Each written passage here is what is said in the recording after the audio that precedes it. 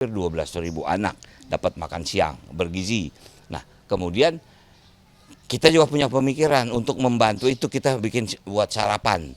Karena dalam pengertian bukan berarti makan siang tidak perlu, tapi sebetulnya sarapan juga utama loh. Ya, tentu tadi saya juga beberapa kali menjawab pertanyaan, Bang 100 hari apa yang dilakukan. Ini kebetulan, kalaupun kita dalam tanda kutip, kita belum tahu kapan pelantikan. Ada yang mengatakan Februari, tapi ada mengatakan Maret. Nah, artinya pun Februari dengan Maret, yang kita hadapi adalah Ramadan, kemudian Lebaran.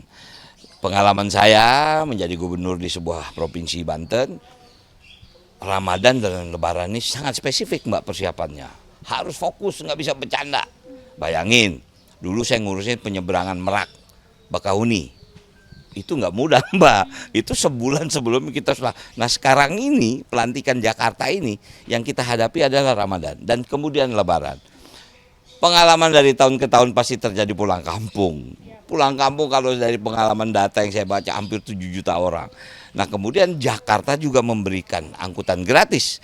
Nah ini harus disiapkan gitu loh. Kemudian pangan ini kan bukan perkara mudah Mbak. Walaupun saya bersyukur Jakarta ada yang disebut contract farming. Jadi kita ada kerjasama dengan beberapa daerah penyangga untuk pengadaan bahan pokok masyarakat Jakarta. Beras misalnya, ayam, telur, daging. Itu untungnya sudah terjadi kontrak. Nah tinggal sekarang distribusinya.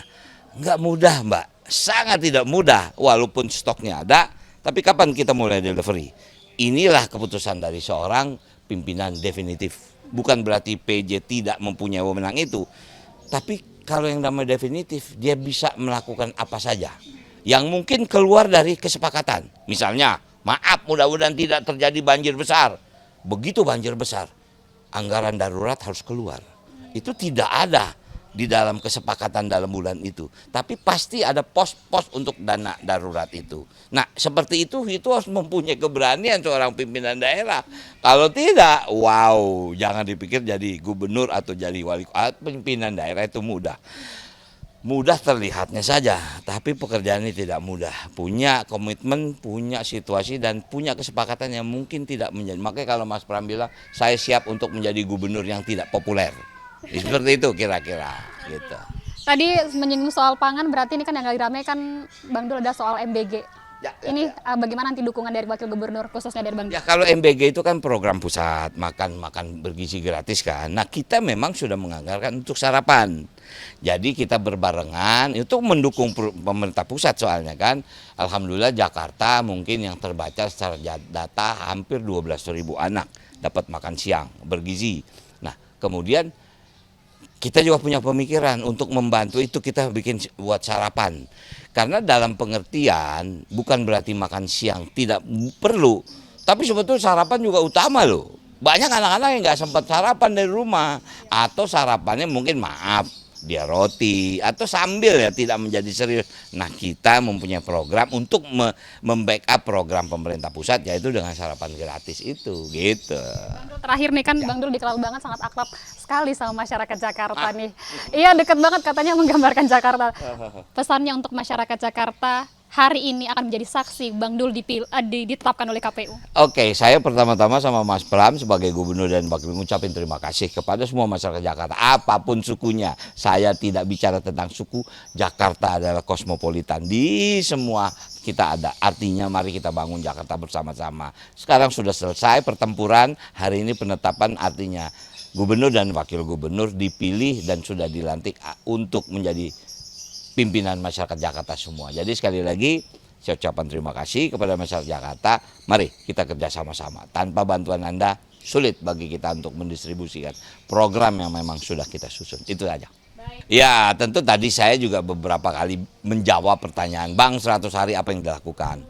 Ini kebetulan, kalaupun kita dalam tanda kutip, kita belum tahu kapan pelantikan. Ada yang mengatakan Februari, tapi ada yang mengatakan Maret. Nah artinya pun Februari dengan Maret yang kita hadapi adalah Ramadan, kemudian Lebaran.